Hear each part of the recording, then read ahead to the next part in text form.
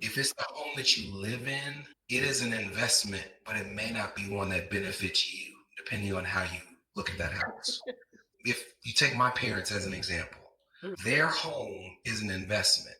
But if they never plan to leave that home, it's not really one that benefits them.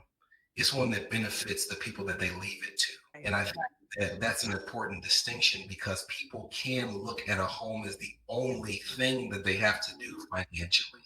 And that's not true. You have to continue to save, you have to continue to invest because unless you plan to sell that home, Mhm. you are not going to be the one that benefits from that investment. If it's a home that's an investment property, for sure, it's an investment.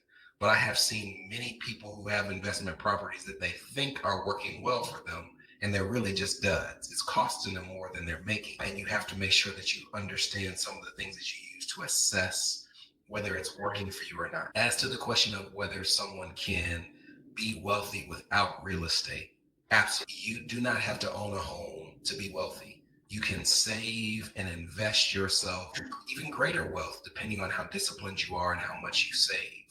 I think what real estate does is it gives you one of the most time tested ways to appreciate in value, right? The stock market will go up, but you have to have the discipline to save and invest. There are a lot of people out there who have stumbled their way into wealth by just being able to afford the property.